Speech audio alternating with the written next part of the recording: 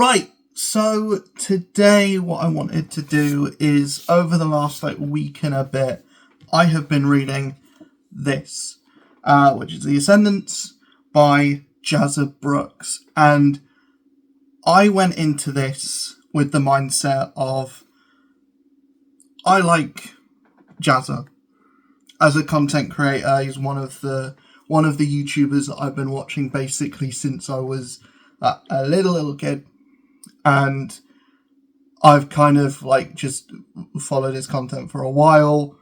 And when I heard that he was writing a book, and I figured out what the concept of that book was and everything, I got immediately interested.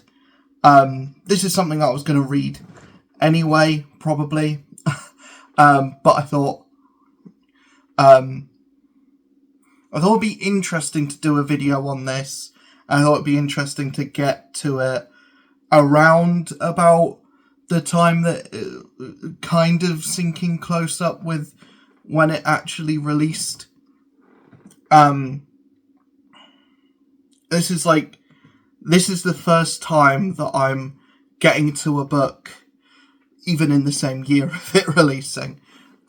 This is the first time I'm getting to a book relatively close to when it comes out. Reason for that is, I wanted to take a break from Stormlight anyway.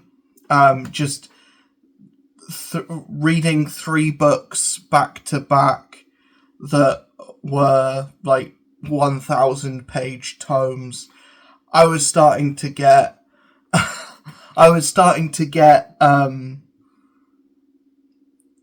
burnout. I was starting to get burnt out of it. I will be returning to Stormlight with the next book that I read after this. But this was a really nice refresher.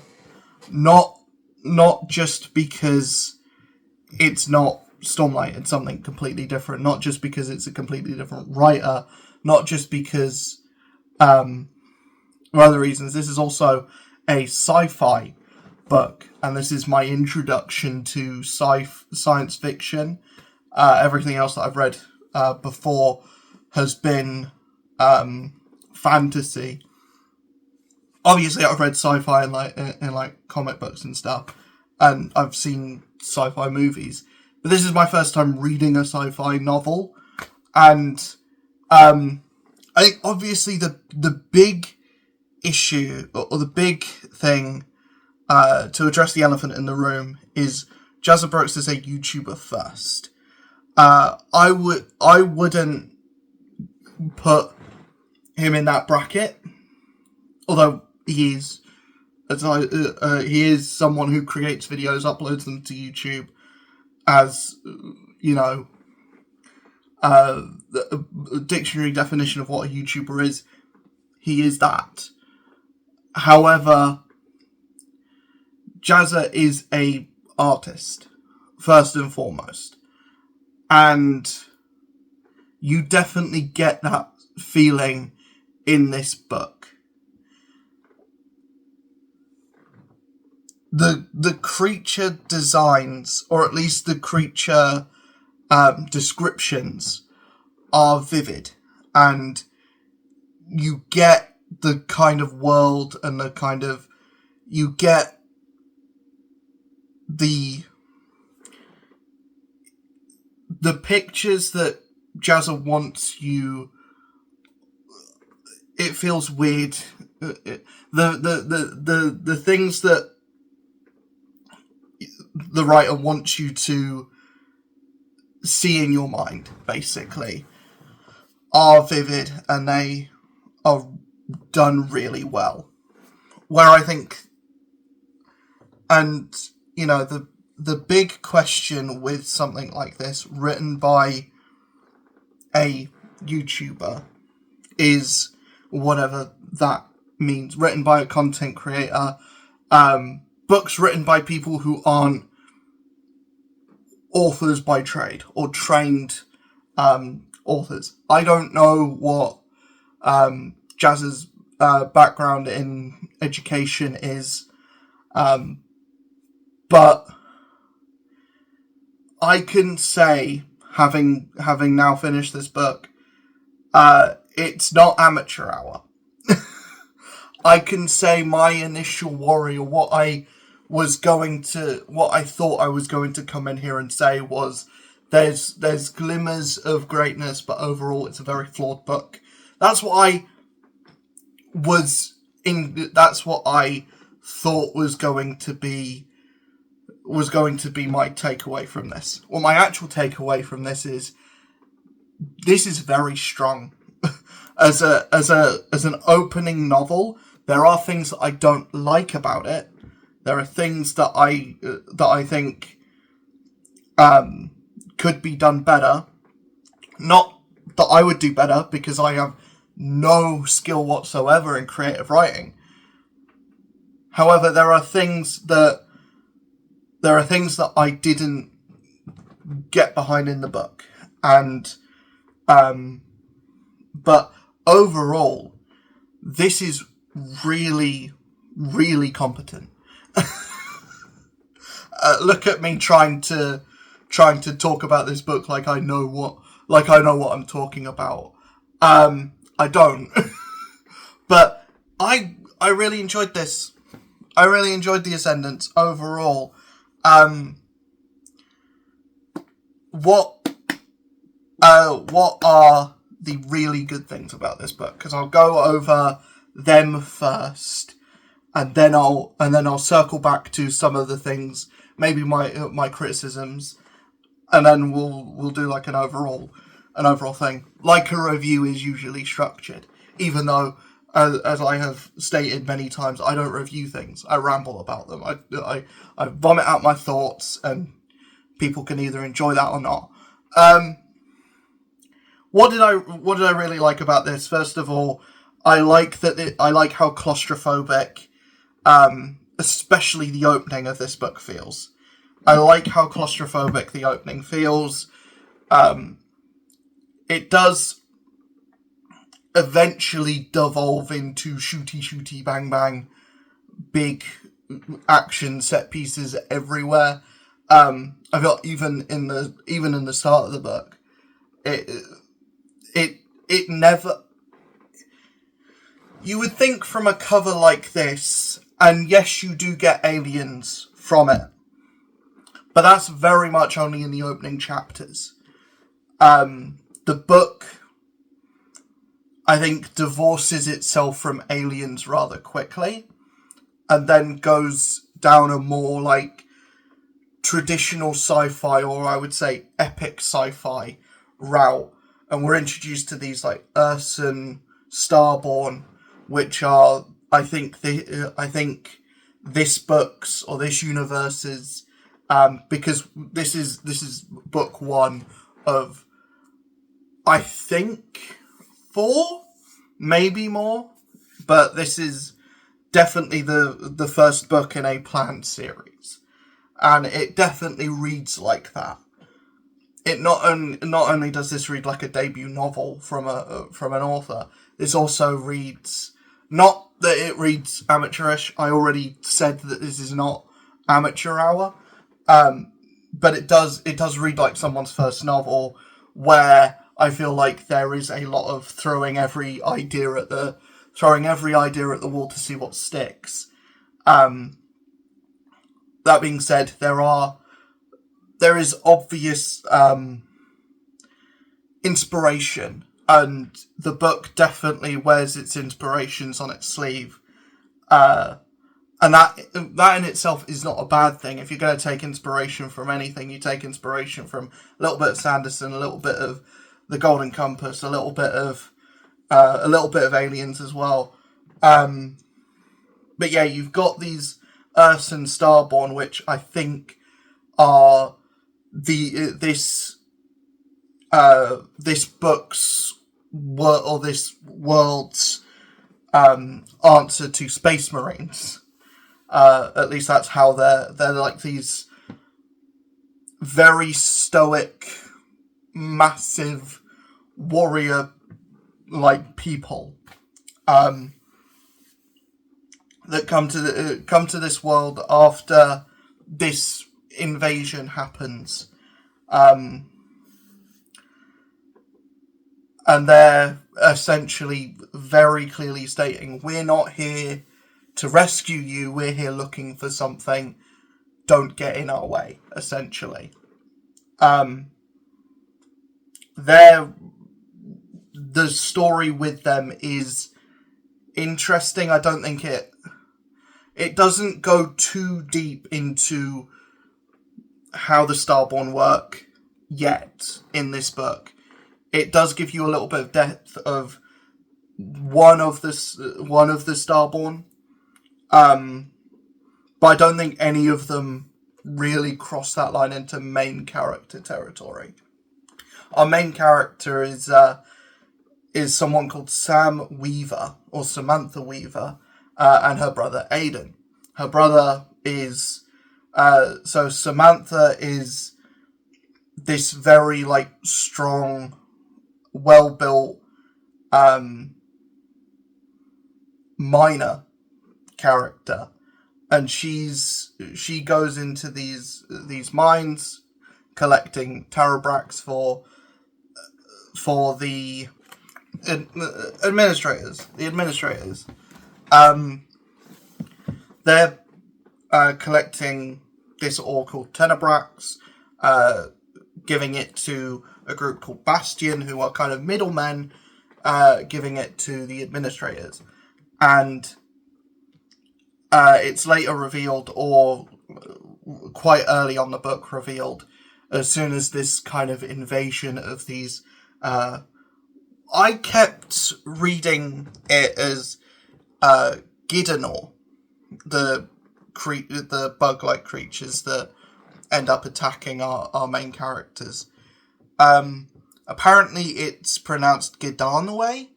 Gidenor feels more terrifying to me.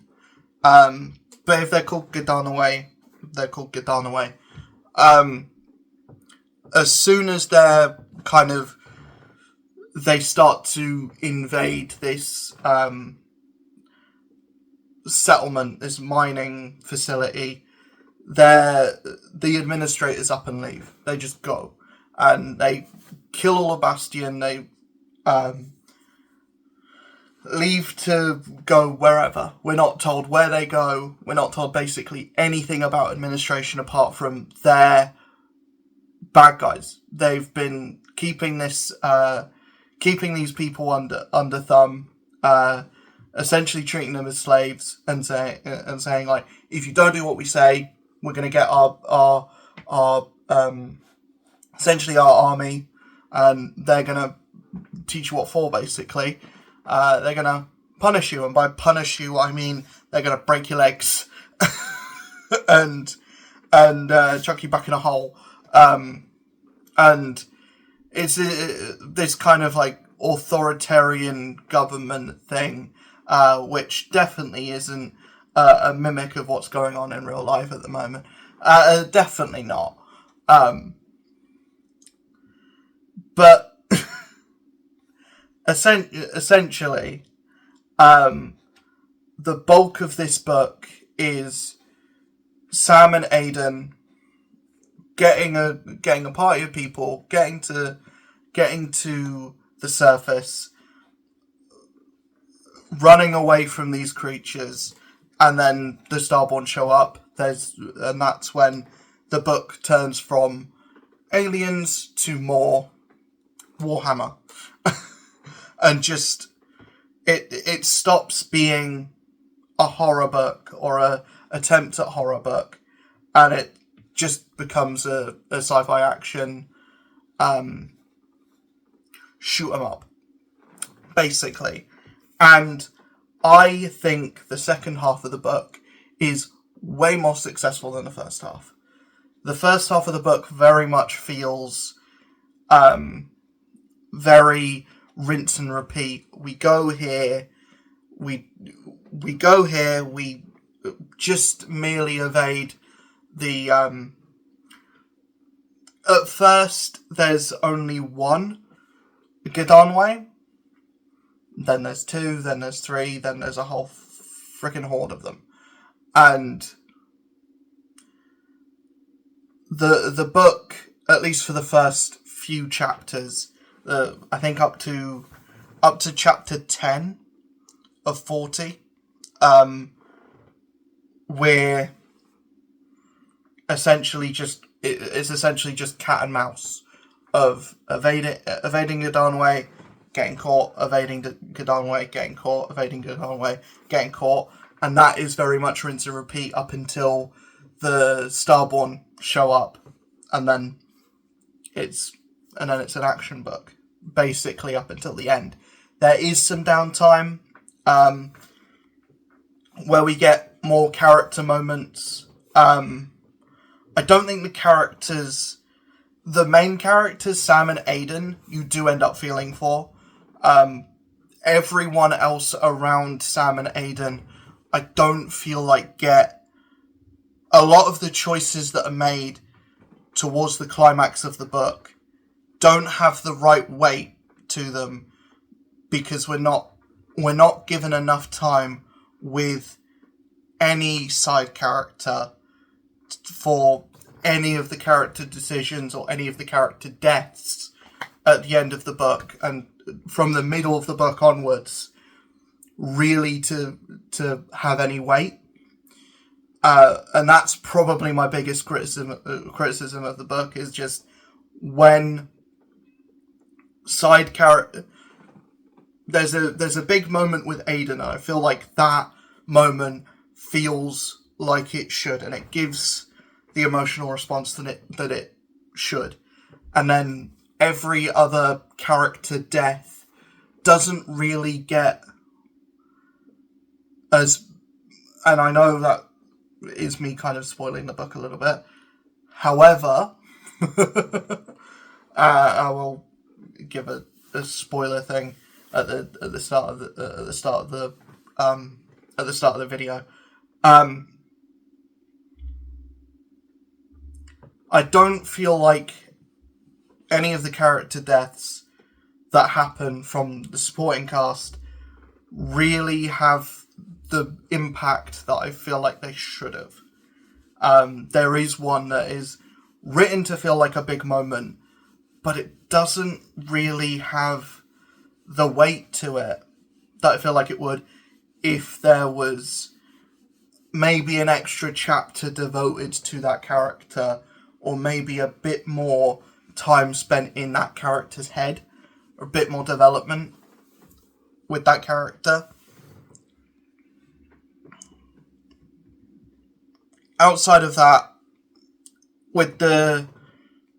outside of, side characters not really getting the development that I would have wanted from them, and a little bit of a repetitive opening,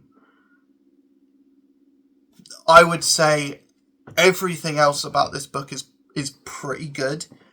Jazzer's really good at writing action sequences. I feel like the action sequences in here are the highlight of the book, which is good because there's so many of them. There are flashbacks. I know some people don't like flashbacks, but I don't feel like there's only 3. They're not that intrusive, and they're quite short. So, if that isn't your kind of thing, then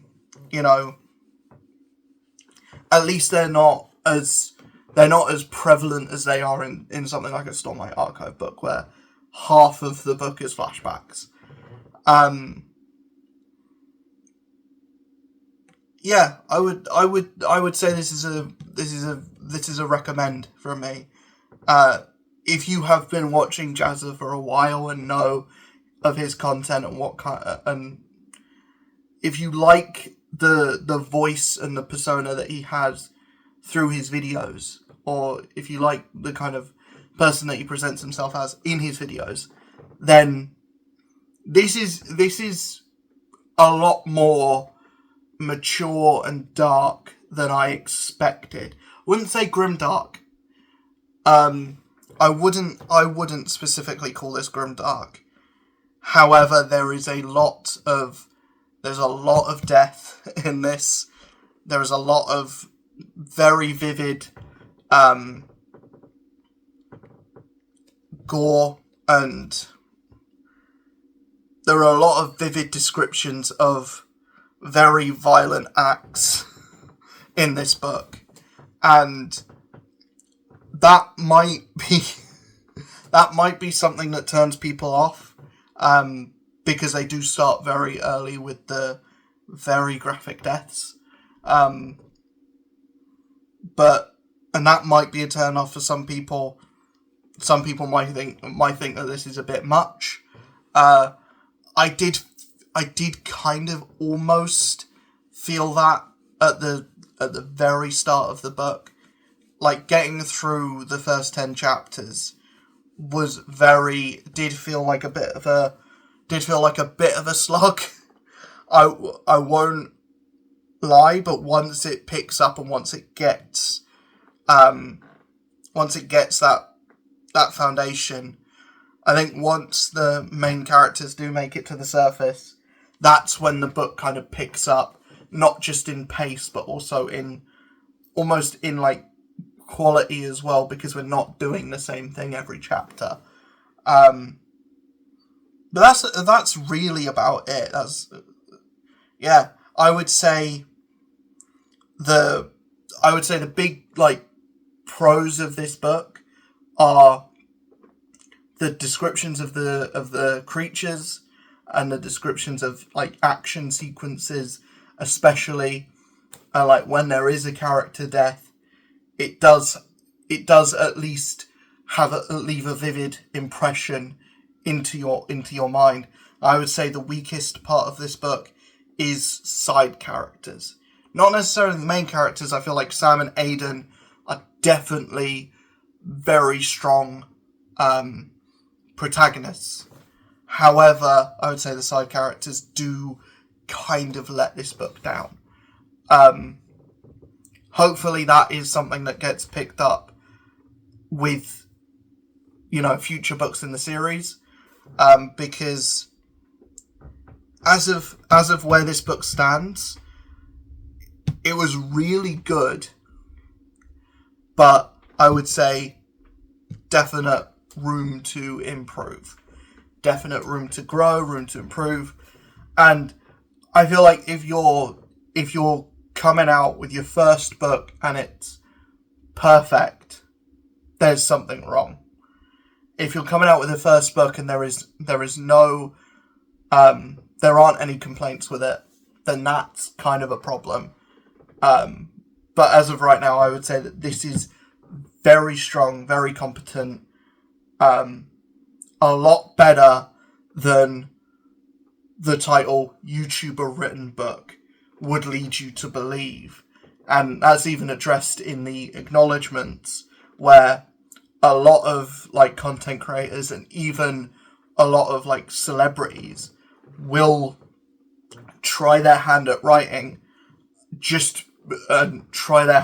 a book just because people are reading more now. I'm gonna get into that, try and get into that space, and that must be easy, mustn't it? That must be a really easy thing to get into. I just write some words on a page, bingo bango bongo. I can use my celebrity money to get this published, and people are gonna buy it because it's got my name on it. There's a lot of that in the space, with like books and with any kind of product that has a celebrity name attached to it. There is this kind of conception, and it may be a misconception, or it may be completely accurate, or there is more celebrity or YouTuber products that are a bit, let's not beat around the bush, a bit shit. And